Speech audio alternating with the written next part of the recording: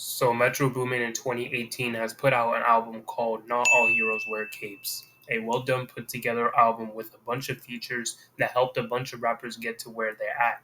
Great sounding, great features, and the production that Metro puts in within these beats have been outstanding.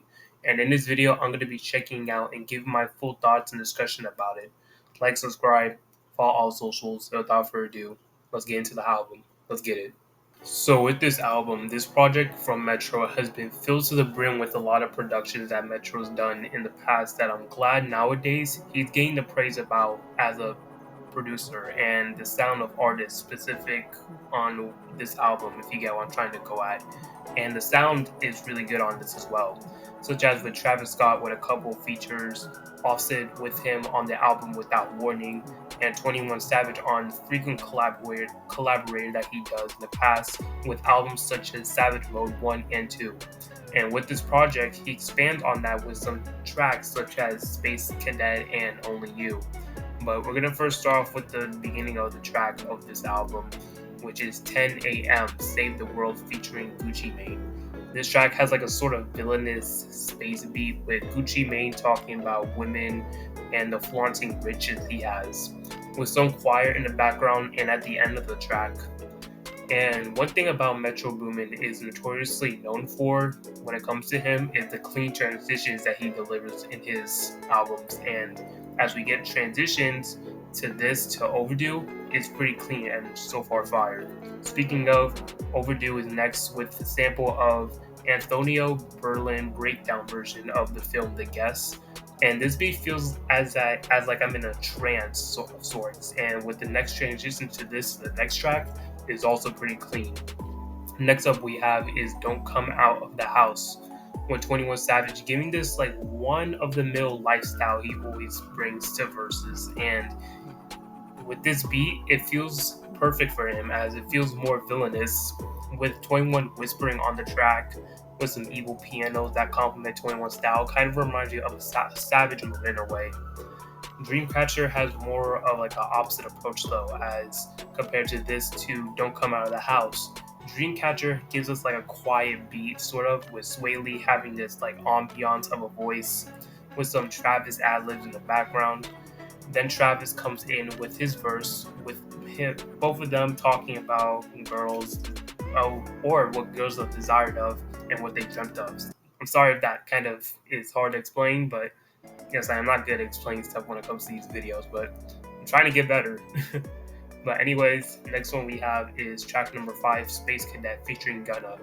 With this track, like I mentioned a couple of minutes ago, this really has like a different beat. It keeps the trap like beat the same or similar, but it adds a little bit of touch with what it is. The name literally speaks for itself. It's like a space-like beat with some trap in the back. And with Gunna on this, he refers to a couple of space bars or outer space verses with some styles he talks about on his own, having like a wealth and success verse he kind of delivers on a track like this. Next up we have though is 10 Freaky Girls with 21 Savage. This track has like a slow trap beat with it, with 21 Savage rapping about guns, violence, the usual 21 stuff.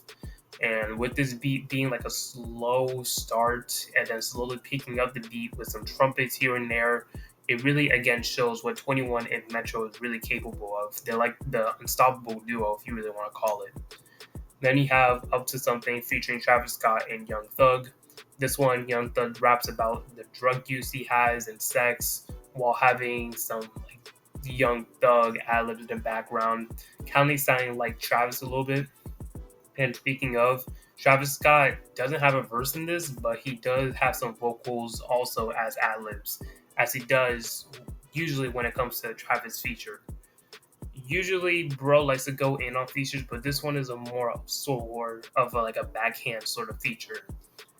And I'm not going to talk about the interludes as much, but I'm going to go talk about it in this one specifically, Only You, because as for this interlude, this beat really sounds really good with Travis Scott. And again, Travis Scott on this interlude, he talks about relationships going wrong, and with a nice transition on the side, it's pretty good.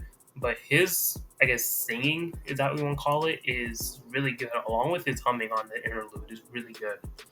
Then you get track 9, Lesbians. This one has a similar piano beat from the interlude with a good transition to it. And this beat kind of reminds me of like a Kanye West 808s and Heartbreaks sort of beat with bars like, I might start popping gold like I'm Mr. T. Some of y'all probably don't even know who Mr. T is from that bar. Anyways, from that, you get Thug and Gunna talking about falling in love with a lesbian, but also having sort of loving someone who doesn't love you back in a way. With another transition to the next one, Borrowed Love featuring Sway Lee and Wizkid.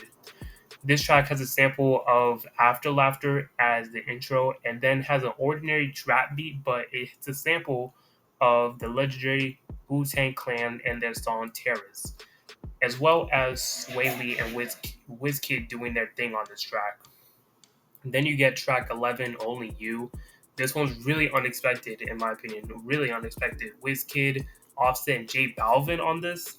Really unexpected of a collab, but this is like sort of a different sort of song compared to like a Space Cadet. This one is more like a dance vibe that Metro does, which, like I said, is really different. This track kind of gives me off of a Silk and Cologne vibe off of the Spider-Man soundtrack.